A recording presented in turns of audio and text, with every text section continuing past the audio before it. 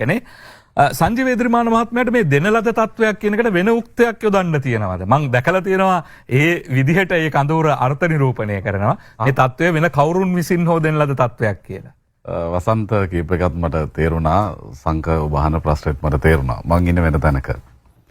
වසන්තලා වගේ බිම්මට්ටමින් ජීවිතේ පටන්ගෙන මේ රටේ ජාතික දේශපාලන අධිකාරීත්වයට ඒ තරම් බරපතල මැදිහත් වීමක් කරන්න වසන්තලාට තියෙන දේශපාලන පෞරුෂයට මං ආදරෙයි. හැබැයි මේ දේශපාලන සංසිද්ධිය සම්බන්ධ ඔහුගේ මේ මොහොතට අදාළ කියවා ගැනීමත් එක්ක මම කිසිසේත්ම එකඟ නැහැ. පළමුව වසන්ත කියන්න උත්සාහ කළා ලංකාවේ නිර්භීත අරගලකරුවා සරන්කරුවා බිහි වෙන්නේ 2022 මුල් කාර්තුවේදී කියලා. නෑ. නිදහස් ශ්‍රී ලංකාවට අවුරුදු 5යි 53 හර්තාලයට මේ රටේ මිනිස්සු පාරට බහිනකොට සංක. ජේ.ආර්. ජයවර්ධන මුදල් ඇමති ඩල්ලි සේනානායක ගරුවගමැතිතුමාගේ ආණ්ඩුව හාල්සේරුවේ සහනාධාරය කපලා තැපැල් ගාස්තුව වැඩි කළා. දුම්රිය ටිකට් එකේ ගාස්තුව වැඩි කිරීම කියන ප්‍රශ්න කීපයක් එක්ක 53 ජුලයි අග අයවැයෙන්නේ අගෝස්තු 11 රෑ 12 වෙනකොට මුළු රටම මහපාරේ. දුම්රිය නතර වෙනවා, සෞඛ්‍ය සේවය නතර වෙනවා, රාජ්‍ය සේවය සමස්ත ශ්‍රම බලකායම පාරේ. ඩඩ්ලි සේනානායකගේ ආණ්ඩුවේ කැබිනට් එක රැස් වෙන්නේ මුහුදට යාබදව මේ වරායට යාබදව නතර කරලා තිබුණු මහා බ්‍රිතාන්‍යයේ කොඩිය යටතේ තිබුණු නැවක් ඇතුලේ. මේ 53 නිදහස් ශ්‍රී ලංකාවට අවුරුදු 5යි. ඔන්න මට මේක 818 කරල්ල ළඟට යනකම් අරන් යන්න පුළුවන්. නමුත් මම මේ නිදහස් ශ්‍රී ලංකාව ඇතුලෙන් මේක හොයාගත්තේ. ඒ වගේම තමයි මම මේ සංවාදයට එන්නේ ඔබ ඊටම ලස්සන පැහැදිලි කිරීමක් කළා එක එක චරිතවලට අදාළ. මම එන්නේ නිරීක්ෂකයෙක් විදිහට. මේ අරගලයේ කියන වින්දිතෙක් නෙමෙයි. නෑ මම ඍජුව මානසික වශයෙන් යම් වින්දිතෙක්, භෞතික වින්දිතෙක් නෙවෙයි මම. වසන්ත කියන්න උත්සාහ කළ කාරණාව ඔහුගේ කෝණයෙන් ඔහු පහුගිය අවුරුදු 3-4 ඇතුලේ ඔහුව මම දිගටම නිරීක්ෂණය කරපු කෙනෙක්. මම සන්තෝෂයි අද ඔහුව මෙවැනි සංවාදයක පළවෙනි අවතාර මුණ ගැහෙන්නේ. ඇත්තටම ගෝඨාභය රාජපක්ෂ ආණ්ඩුව පළවා හැරීම පටන් ගන්නේ ආර්ථික අර්බුදය නිසා නෙවෙයි සංක. නොවැම්බර් 18 2019 රුවන්වැලි සලපතල මළුව මත දිවුරුම් දීමේ පළවෙනි විනාඩියෙන් පස්සේ අවශ්‍ය අය තීන්දුව කළ ඉවරයි ගෝඨාභය පාලනය අවසන් කළ යුතුයි කියලා. ඔබට මතක නම් 2019 නොවැම්බර් 25 දිවුරුම් දීලා සුමානයයි මේ රටේ ඊටාම බලවත් රාජ්‍යයක ස්වීඩන් තානාපති කාර්යාලයේ නිලධාරිනියක් ස්වේච්ඡාවෙන් අතුරුදන් වෙනවා. සුදු වෑන් එකක් ඇවිල්ලා පැහැරගෙන ගිහිල්ලා ස්වීඩන් වල ඉන්න අහවලා සම්බන්ධව මට පහර දීලා ප්‍රශ්න කළායි කියලා ප්‍රබන්ධයක් නිර්මාණය කරනවා. බරපතල සිද්ධියක්. මේ හැදෙන්නේ ලෝකයේ බලතුලනේ බලවත්ම රාජ්‍යයක තානාපති කාර්යාලයේ නිලධාරිනියක් සම්බන්ධ. කතාව අවසානයේ එළියට එනවා ඒක ප්‍රබන්ධයක් සහ ව්‍යාජ රංගනයක් කියලා. ඒ සිද්ධිය දුරදිග ගියා නම් එදා තමයි ගෝඨාභය රාජපක්ෂ ආණ්ඩුව පෙරලන වැඩේ පටන් ගන්නෙ. මේක ඇතුලේ අරගලය සම්බන්ධ මේ අද මේ දෙරණ අලුත් පාර්ලිමේන්තුවේ මගේ පැහැදිලි කිරීම ඇතුළේ යම් විවේචනයක් ඉදිරිපත් වෙනවා නම් ඒ මොහොතේ පැවති ආර්ථික සමාජ දේශපාලන අර්බුදයේ වින්දිතයන් බවට පත් වෙච්ච ඒ නත්මිදීම සඳහාත් එය වෙනස් කර ගැනීම සඳහා ආණ්ඩුවට බල කිරීමටත් පාරට වැහපු අහිංසක අවංක පුරවැසියා සම්බන්ධ මට විවේචනයක් නැහැ. හැබැයි දැන හෝ නොදැන බාහිර න්‍යාය පත්‍රයේ රහුවෙච්ච මිනිස්සු සම්බන්ධ අපිට විවේචනයක් තියෙනවා. අරගලයේ මූලාරම්භය සම්බන්ධ මගේ නිරීක්ෂණය මේකයි සංක. මිනිස්සු සහ ආණ්ඩුව අතර ගැටුම නිර්මාණය වන්නේ මේ ආණ්ඩුව ඇවිල්ලා ඊටාම කෙටි කාලයක් ඇතුළත. මුල්ම ප්‍රශ්නය සංකට මතක ඇති ප්‍රවෘත්ති රූම් එක නිතර ආශ්‍රයක් තියෙන නිසා. ආසාදිතයන් ප්‍රතිකාර සඳහා යොමු කරම කියන එක අර්බුදයක් වුණා. ආසාදිතයයි නිලධාරියයි ආසාදිතයයි ආණ්ඩුව අතර ගැටුමක් හැදෙනවා. ආසාදිතයාගේ ආශ්‍රිතයන් නිරෝධායනයට යොමු කිරීම සමාජ අර්බුදයක් වුණා. ජයන්ත සමරවීර ගරමතුමාට මතකයි ඩීසීසී රැස්වීමේදී කළුතර ප්‍රශ්නයක් ආවා. අම්මයි තාත්තයි ආසාදිතයන් ලෙස රෝහල්ගත කළා. ගෙදර ඉන්නේ දූලා දෙන්නෙක්. දූලා දෙන්නව නිරෝධායනයට යොමු කරන්න රැට පිරිමි නිලධාරීන් දෙදෙනෙක් පමණක් ආව ප්‍රශ්නයක්. මේ අර්බුදේ 5000 බෙදන්න ගත්තා. ලැබුණු අය සතුටු වෙනවා. සතුට එළියට එන්නේ නැහැ. නොලැබුණු අයගේ වේදනාව එළියට එන්න පටන් ගත්තා.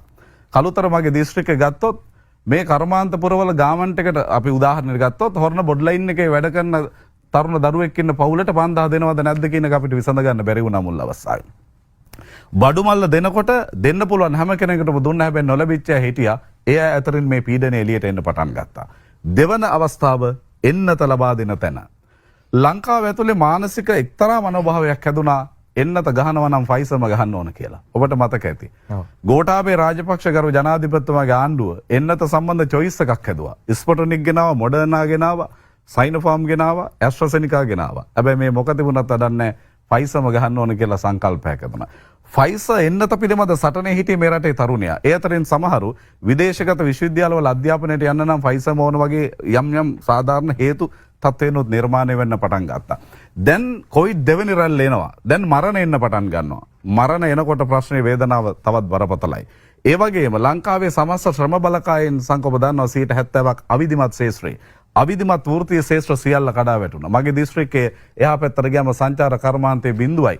ඉහළ මධ්‍යම පාන්තිකයා සති කීපයක් ඇතුළත අන්ත දුප්පතෙක් බවට පත් වෙනවා. BMW කාර් එකේ පිටිපස්සේ තියාගෙන හැලපතම්බල විකුණන තැනට මේ මිනිස්සුන්ගේ ආර්ථිකය වැටෙන්න පටන් ගත්තා. මේ සියල්ල ආණ්ඩුවත් එක්ක ගැටුමක් බවට පත් වෙනවා. රස්සාව නැති වෙනවා, ආදායම නැති වෙනවා. මාස්පඩිකරුවන්, ඒ කියන්නේ රාජ්‍ය සේවකයා හැර අනිත් සියලු දෙනාම ඒ මොහොතේ මේ බරපතල අපහසුතාවයන්ට පත් වෙනවා. මරණ අතර තව අර්බුදයක් නිර්මාණය වුණා. ඉස්ලාම් භක්තිකයන්ගේ මරණය භූමි දානය කරනවා, දාදාහනය කරනවාද කියලා ප්‍රශ්නයක් පතු වෙන්න පටන් ගත්තා. මේ අර්බුදයේ සමස්සේ වෙලාගෙන දැන් ආණ්ඩුවත් එක්ක ගැටුමක්.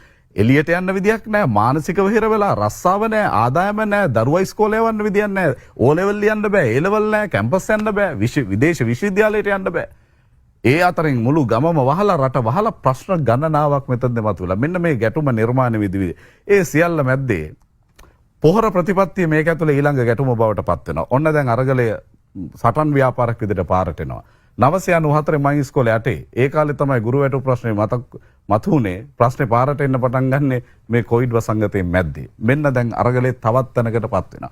මේ සියල්ල මේ විදිහට දෛනික ජීවිතය සහ ගෘහ ආර්ථිකයට මේක මෙහෙම බලපාද්දි සංචාරක කර්මාන්තය බිඳ වැටෙනවා. ආයෝජන ශේෂ්ත්‍රයේ බිඳුව ළඟට ආසන්න වෙනවා. විදේශගත ශ්‍රමිකයන්ගේ තව මට මතක නැති වෙච්ච එකක්, මග වෙච්ච එකක් තමයි විදේශගත ශ්‍රමිකයන් මෙරට ගෙන්වා ගැනීම සහ ඔවුන් නිරෝධායන වෙත යොමු කිරීම බරපතල ප්‍රශ්නයක් වුණා.